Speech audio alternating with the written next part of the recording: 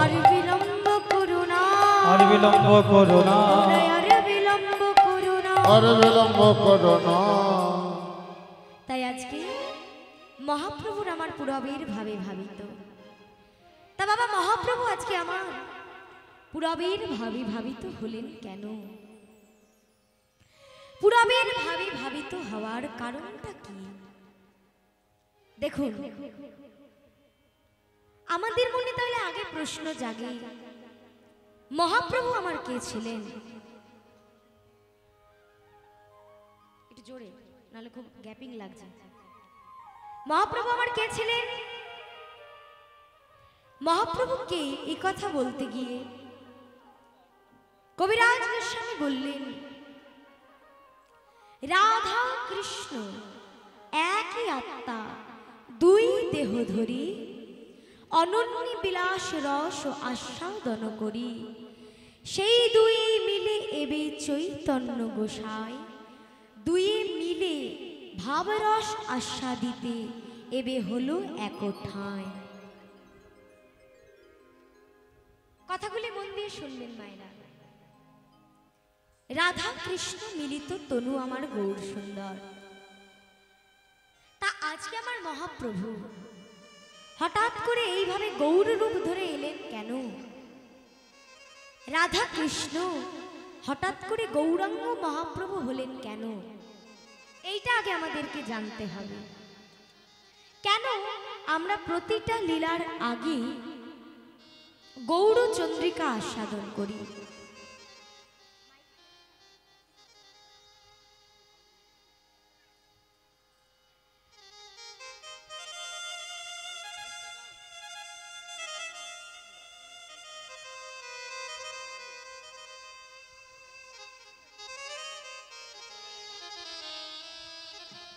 তাহলে দেখুন বাবা, এই যে গৌরাঙ্গ মহাপ্রভু, তাকে বলা হলো রাধা কৃষ্ণ মিলিত তনু। তা কৃষ্ণ আমার মহাপ্রভু হলেন কেন, সেটা আগে আমাদের একটু বুঝতে হবে। এই যে আমরা প্রতিটা লীলা আস্বাদনের পূর্বে গৌর চন্দ্রিকা আস্বাদন করছি,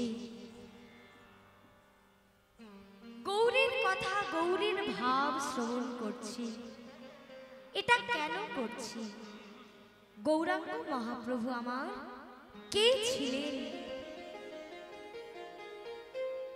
একদিন ভগবান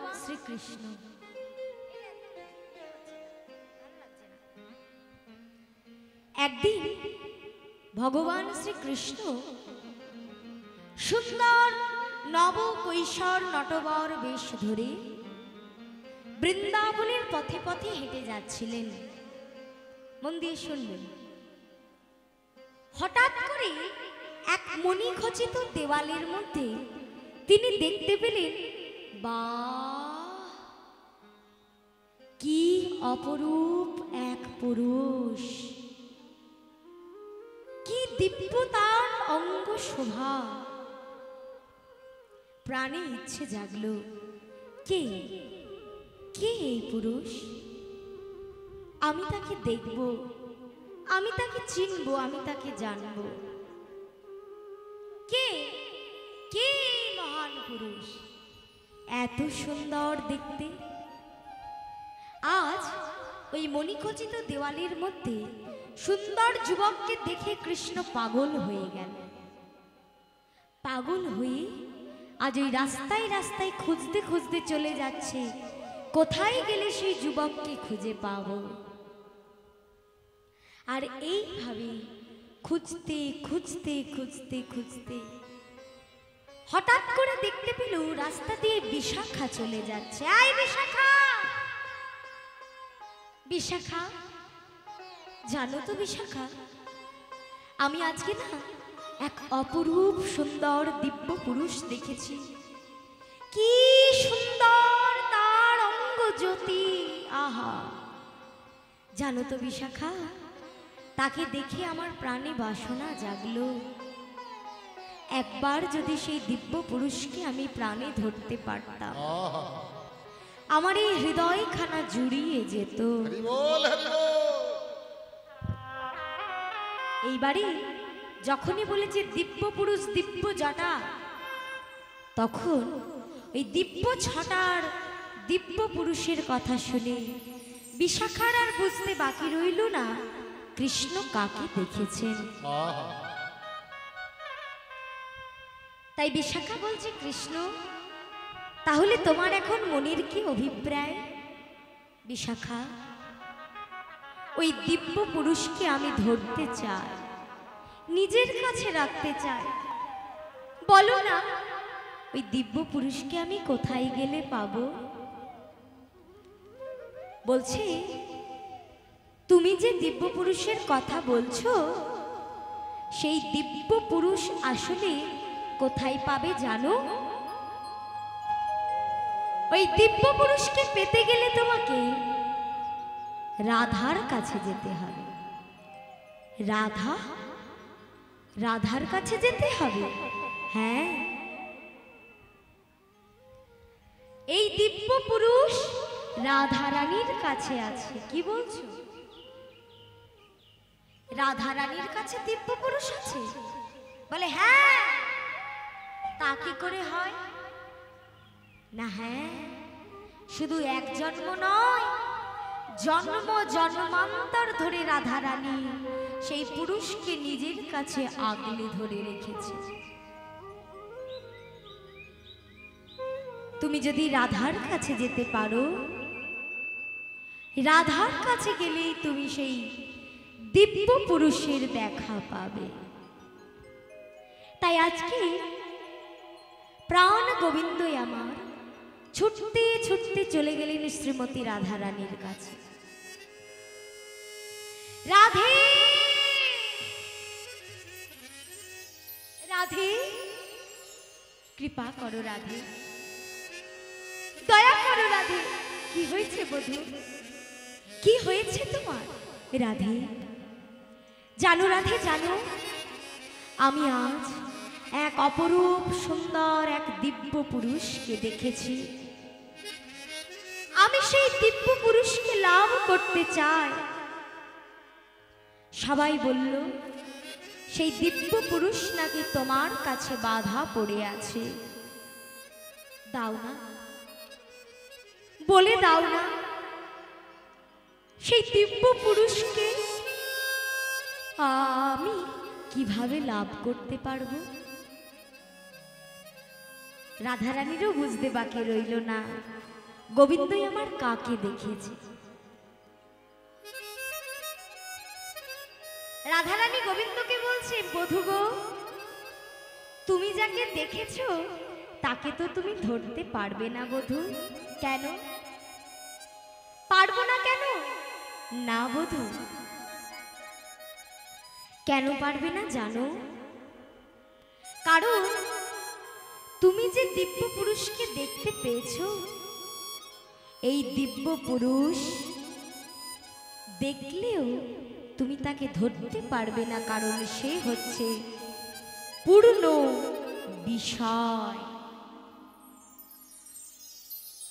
তুমি যাকে দেখেছো তিনি হচ্ছেন পূর্ণ বিষয়, আর তুমি নিজেও হচ্ছ পূর্ণ বিষয়।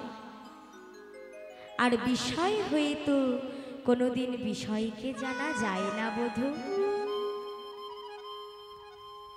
তুমি যদি বিষয় হয়ে বিষয়কে ধরতে যাও কোনোদিন পারবে না। তবে তোমাকে যদি বিষয়কে পেতে হয়, আগে তোমাকে আশ্রয় করতে হবে। নিতাই গৌর হরি বল। ভগবানকে পেতে গেলে মায়েরা আগে আশ্রয় করতে হয়। ঈশ্বর হচ্ছে পূর্ণ বিষয়, আর বিষয়কে লাভ করতে গেলে আশ্রয় তত্ত্ব। যেমন গৌরকে পেতে গেলে নিতাইকে আশ্রয় করতে হয়, আবার ব্রজে রাধা কৃষ্ণের কৃপা পেতে গেলে গৌর গোবিন্দের আশীর্বাদ পেতে হয়। তাহলে আশ্রয় না করলে কোনোদিন বিষয়কে পাওয়া যায় না। তাহলে গোবিন্দ রাধারানীকে বলছে, রাধে আমি কি তবে পাবো না? পাবে বধূ, তোমাকে তবে আশ্রয় করতে হবে। তখন কান্তে কান্তে আমার পরাণ বধূ বলে, ওগো রাধে, আশ্রয় হওয়ার কথাই যদি বললে রাধে, বললে রাধে গো, তবে শোনো রাধে, তোমার ওই চরণ বিনায় আমি কোথায় আর আশ্রয় পাবো? আশ্রয় পাবো। তোমার চরণ বিনা বলো আর কোথায় গিয়ে আশ্রয় নেব? দাও দাও, তোমার ওই চরণখানি আমায় দাও। আমি তোমার চরণ আশ্রয় করে সেই দিব্য পুরুষকে লাভ করতে চাই। দেখুন মায়েরা, ভগবান শ্রীকৃষ্ণ আজকে রাধারানীর কাছে কথা দিলেন, আমি তোমাকে আশ্রয় করি, আমি সেই পরম সুন্দর পুরুষকে বিষয়কে প্রাপ্ত হব। তবে এই জন্মে তো তুমি আর পারবে না বধূ, বেশ, তবে শোনো রাধে,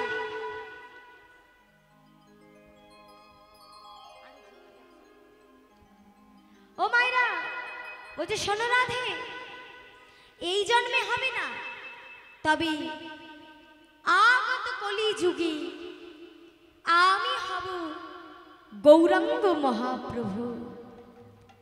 সেই দিন আমি তোমার ভাব ক্লান্তি অঙ্গে ধারণ করে, তোমার ভাব ক্লান্তি অঙ্গে ধারণ করে ভক্ত হয়ে ধুলায় গড়াগড়ি দেব।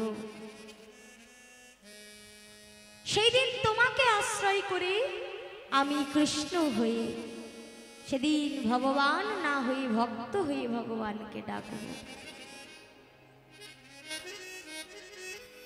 তাই আজকে দেখুন বাবা, এই যে ভগবান শ্রীকৃষ্ণ, এই যে দেখলেন বাবা, যাকে দেখে পাগল হয়ে গেল, ইনি কে? ইনি স্বয়ং শ্রীকৃষ্ণ। আজকে নিজেকেই নিজে দেখে কৃষ্ণ পাগল হয়ে গেছে।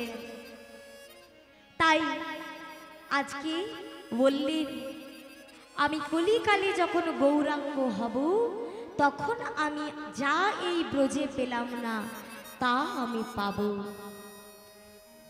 তাহলে গোবিন্দ যে আমার গৌর হয়ে এলেন, সেই গৌর অবতার হয়ে আসার কারণ কি? আমার কথা নয়, শাস্ত্র বলছে গৌর আমার কেন এলেন জানো? দুটি কারণে। দুটি কারণে গৌর আমার এলেন। কি কি কারণ? একটা অন্তরঙ্গ কারণ, একটা বহির অঙ্গ কারণ।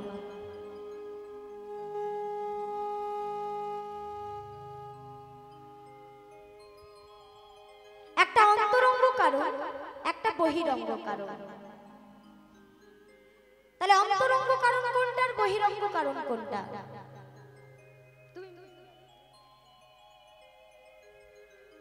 অন্তরঙ্গ কারণে করিলে প্রভু রসই আস্বাদন, আর বহিরঙ্গ কারণে করে প্রভু আমার নাম সংকীর্তন। নামে সবে কি তো অন্তরঙ্গ কারণ। অন্তরঙ্গ কারণটা কি মা? শ্রী রাধায়া প্রণয় মহিমা কি দৃশ্য, জ্ঞানৈবা সত্য জ্ঞানাদ্ভূতা কি দৃশ্য। ও মা, শ্লোকের দ্বারা বললে হয়তো বুঝতে পারবেন না, কিন্তু যদি পয়ারে বলা যায়, শাস্ত্র বলছে कोई छन तुआ प्रेम कोई छन मधुरिमा कोई छन सुखे तुहु भोर ए तीनों वांछित धन ब्रजे ना हইল পুরন ভাবিয়া না পাইনু ওর। ও মাইরা খুব মন দিয়ে তত্ত্বগুলো বুঝবেন। কই ছন তুয়া প্রেম অন্তরঙ্গ কারণ কি? গৌর আমার এলেন, গোবিন্দ আমার গৌর হয়ে এলেন, অন্তরঙ্গ কারণ হচ্ছে রাধারানীর প্রেমটি কি রকম তা জানবে বলে। তিনটি জিনিস যা ব্রজে জানতে পারে না। কই ছন তুয়া প্রেম, হে রায় তোমার প্রেমটি কি রূপ? কই ছন তুয়া প্রেম কই ছন মধুরিমা, তোমার প্রেমের মাধুর্য কি রূপ? আর কই ছন সুখে তুহু ভোর, অর্থাৎ আমাকে ভালোবেসে ওগো রাধে তুমি কি সুখ পাও?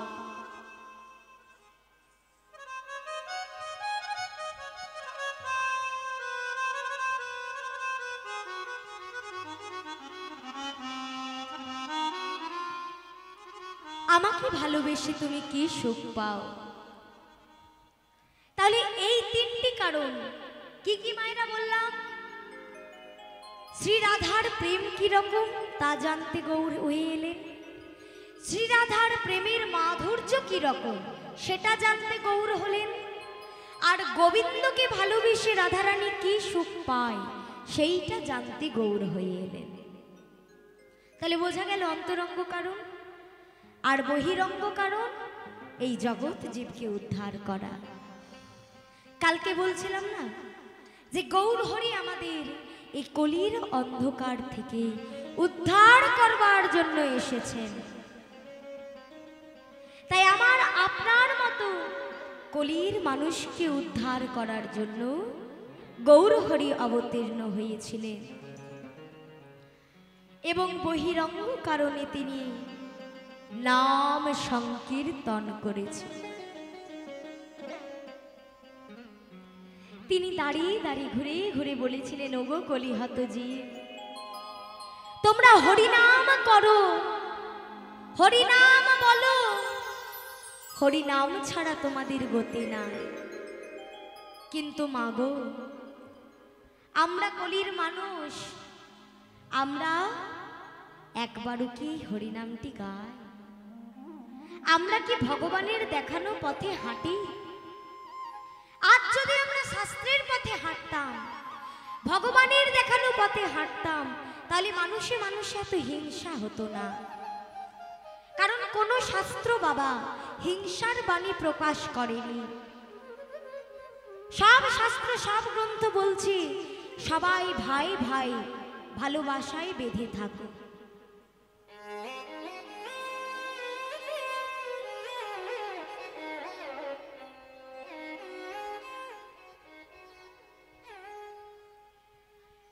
কিন্তু বাবা আমরা কলির মানুষ হয়ে সেই কথা কানে নিচ্ছি না।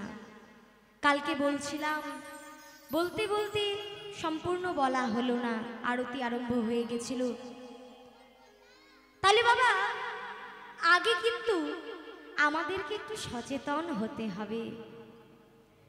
রাধে ভগবান আমাদের দাঁড়িয়ে দাঁড়িয়ে ঘুরে ঘুরে আমাদেরকে যে শিক্ষাটা দিয়ে গেলেন, নিজে আচরণ করে জগৎবাসীকে শিক্ষা দিলেন।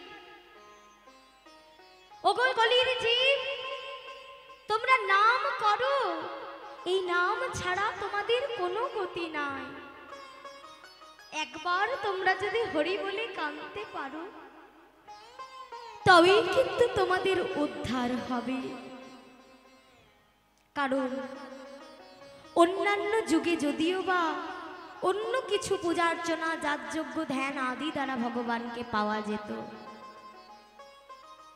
এই কলিকালে কিন্তু ভগবানকে পাওয়ার একমাত্র রাস্তা এই হরিনাম সংকীর্তন। কিন্তু আমরা এই নামটুকু গাইতে চাই না। আজ দেখুন বাবা, ভগবান কিন্তু কোনোদিন একা একা নাম করেননি। এই যে বহিরঙ্গ ভক্ত ক্ষণে করে প্রভু নাম সংকীর্তন, মহাপ্রভু কিন্তু সংকীর্তন সকলকে মিলে করতেন। এই যে বহিরঙ্গ রস, এ কিন্তু তিনি সবাইকে নিয়ে করতেন। কেন জানো? যাতে জগতের মঙ্গল হয়। তাই আমাদেরকেও বাবা এই হরিনাম উচ্চই স্বরে গাইতে হবে, যাতে এই পাড়ায় হচ্ছে পাশের পাড়ায় ছড়িয়ে যায়, এই গ্রামে হচ্ছে পাশের গ্রামে আওয়াজ যায়, সেখানকার ভক্তদেরকেও একত্রিত করতে হবে। সর্বোপরি আমাদের হিন্দুদেরকে, আমাদের সনাতনীদের একত্রিত হতে হবে। তবেই কিন্তু আমাদের হিন্দু সমাজটা বেঁচে থাকবে, আমাদের ধর্মটা বেঁচে থাকবে। আজ আমার মহাপ্রভু সেই অবাঞ্ছিত ইচ্ছা পূরণ করতে অবতীর্ণ হয়েছিলেন। কিন্তু বাবা, দুটি ভক্ত কিন্তু আলাদা। প্রভু যখন অন্তরঙ্গ ভক্তদের সঙ্গে থাকতেন, তখনই কিন্তু তিনি প্রেম রস আস্বাদন করতেন, লীলা রস আস্বাদন করতেন। কিন্তু তিনি যখন বহিরঙ্গ ভক্তদের কাছে থাকতেন, তখন কিন্তু তিনি সেই রস আস্বাদন করতেন না। তখন তিনি আস্বাদন করতেন শুধুমাত্র নাম সংকীর্তন। তা সেই শ্রীমান মহাপ্রভু আজকে পুরবীর ভাবে ভাবিত হয়ে বলছে, চলো সূরজ পুজিতে যাও, চলো হো এখনই। তাও মা, এই যে মহাপ্রভু আমাদের জন্য এত কিছু করলেন, আমরা আজ সেই মহাপ্রভুর চরণ বন্দনা যদি না করি, তাহলে বড় অপরাধ হয়ে যায়। কি তাই না গো? বড় অপরাধ হয়ে যায়। তাই মা গো, আজ আমরা এই মহতি হরিবাসর প্রাঙ্গণে আগে চলো সবাই মিলে আমাদের প্রাণের প্রাণ গৌর হরিকে আহ্বান জানাবো। এসো প্রভু, স্বাগতম সুস্বাগতম। তাই ও মা, আজ আমরা এই মহতি হরিবাসরে এসে উপনীত হয়েছি সবাই ভগবানকে সেবা দেব বলে। কি তাই তো গো? কি তাই তো? ও মায়েরা সেবা দেবেন তো? হরি বল সবাই। আর আমরা কি দিয়ে সেবা দেব? আমাদের তো দেওয়ার কিছু নাই মা, আমরা তো দিতে জানি না, শুধু নিতে জানি, তাই না?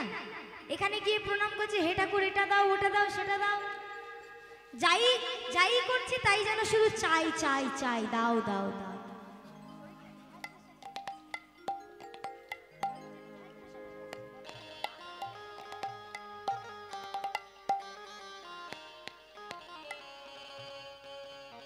তাই চলুন বাবা, আজ যে আমরা ভগবানকে স্বাগত জানাবো।